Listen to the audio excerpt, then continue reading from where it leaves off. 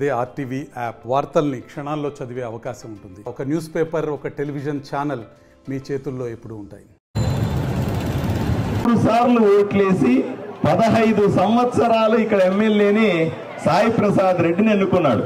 మీకు నిజంగా ఎందుకన్నా పనికొస్తున్నాడా అని అడుగుతా ఉన్నా. పనికొస్తున్నా అంటే లేదంటే లేదన్నా చెప్పాలా? ఏం పనికిరాడు. ఎందుకు పనికొస్తాడు? ఒకే ఈ ఊర్లో ఎవరికి పనికిరాడని ఎక్కడ పోయినా చెప్తా ఉన్నారు నాకు. అంతెందుకు, నేను సూటిగా అడుగుతున్నా. నేను వచ్చిన ఈరోజు ఎన్నికలను వచ్చినానో ఏదో మిమ్మల్ని చెయ్యెత్తులు ఓట్లు వేయండి అక్క అమ్మ అని అడుక్కోవడానికి వచ్చిన.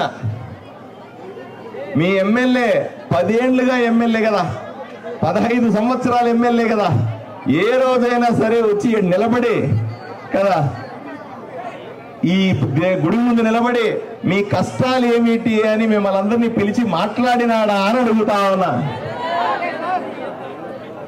అయినా కూడా మీరు ఒకసారి ఓట్లు వేసినారు, ఆయన 5 ఏళ్లు కనిపించలా, మళ్ళీ ఎందుకు ఓట్లు వేశారు అని మిమ్మల్ని అడుగుతా ఉన్నా.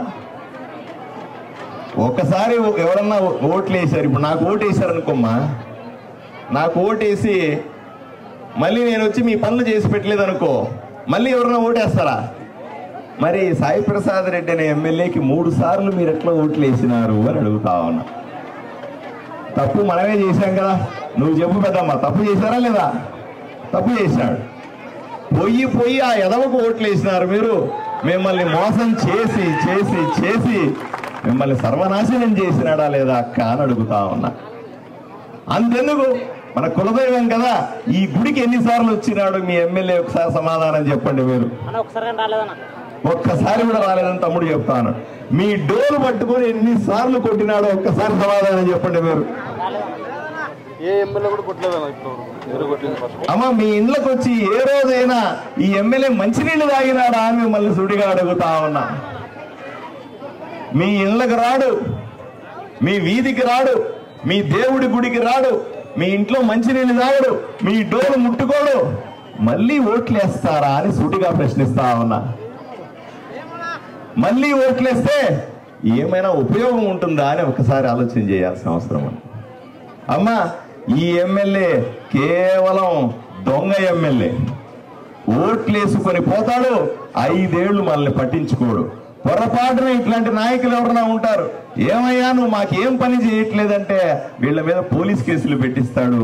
ఇంకా గట్టిగా మాట్లాడితే రాత్రి ఎత్తుకొని పోతాడు, రౌడీల చేత కొట్టిస్తాడు, మీ పిల్లల్ని ఇబ్బంది పెడతాడు. ఈ ఎమ్మెల్యే పొరపాటున మీ గేర్లో ఎక్కడన్నా సరే మంచి ఖాళీ స్థలం కనిపించింది, అక్కలంతా అక్కడ కూర్చున్నారు, ఖాళీ స్థలం కల్పించింది, అబ్బా అది రేటు పెరిగింది అంటే వచ్చి దాన్ని కబ్జా పెడతాడు.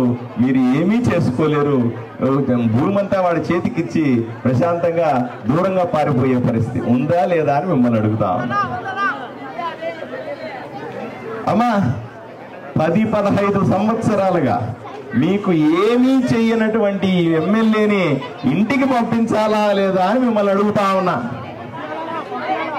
అమ్మా నా పేరు డాక్టర్ పార్థసారథి, నేను వృత్తిరీత్యా డాక్టర్ని.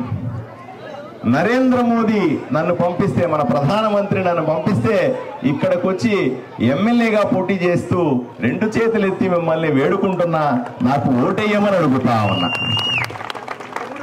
నేను మీ అందరికీ కూడా ఈ డోలు సాక్షిగా చెప్తా ఉన్నా, ఈ డోలు సాక్షిగా చెప్తా ఉన్నా, మన దేవుడు హరళప్ప సాక్షిగా చెప్తా ఉన్నా, హరళయ్య సాక్షిగా చెప్తా ఉన్నా.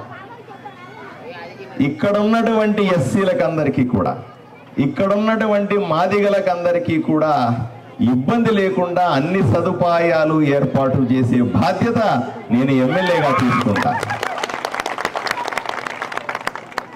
నేను ఎన్నికలప్పుడు వచ్చి మాత్రం ఈ మాటలేసి ఓట్లు వేయించుకుని వెళ్ళిపోయే ఇట్లాంటి లీడర్ని కాదు. మీరు కావాలంటే అడగండి, నేను 15-20 రోజులుగా తిరుగుతా ఉన్న గ్రామాల్లో ఒకసారి కనుక్కోండి నా గురించి.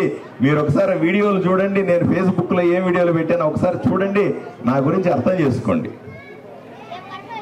పెదమాదిగ గేరుతో పాటుగా ఎస్సీ కాలనీలో అన్నింటిలో కంటే కూడా ప్రత్యేకంగా డబ్బులు తీసుకొని వచ్చి ముఖ్యమంత్రి చంద్రబాబు నాయుడు గారు నాకు సన్నిహితుడు, నరేంద్ర మోదీ గారు కూడా మా గురువు, నా మాట వింటారు. వాళ్ళ దగ్గర నుంచి ఈ ఎస్సీ కాలనీలన్నింటికీ కూడా ప్రత్యేకంగా డబ్బులు తీసుకొనిచ్చి మీకు ఏమేమి ఇబ్బంది ఉండో, కాలువలు సరిగా లేకపోతే కాలువలు తవ్విస్తా, ప్రతి ఇంటికి కూడా కుళాయి ఇప్పిస్తా, రోజు నీళ్ళు వచ్చే ఏర్పాట్లు చేస్తారని మీ అందరికీ హామీ ఇస్తా ఉన్నా. రెండోది, మీ బిడ్డలకందరికీ కూడా, మీ బిడ్డలందరూ చదువుకోవాలా. చదువుకోవడానికి ఎంఆర్పిఎస్ కు సంబంధించినటువంటి ఉద్యమం జరుగుతా ఉంది. అయ్యా మాకు రిజర్వేషన్లో వర్గీకరణ కావాలని చెప్పి, మా బిడ్డలు బాగా చదువుకోవాలంటే, పెద్ద ఉద్యోగాలు చేయాలంటే బిడ్డలకు రిజర్వేషన్ ఉంటే బ్రహ్మాండంగా చదువుకుంటారు, ఉద్యోగాలు వస్తాయి, మమ్మల్ని పోషిస్తారని మీరందరూ కూడా పెద్దవాళ్ళు ఆశిస్తూ ఉంటారు. మరిన్ని వీడియోస్ కోసం ఛానల్ ని సబ్స్క్రైబ్ చేయండి, లేటెస్ట్ అప్డేట్స్ కోసం వాట్సాప్ ఛానల్ ని ఫాలో చేయండి, అండ్ లింక్ డిస్క్రిప్షన్ లో ఉంది.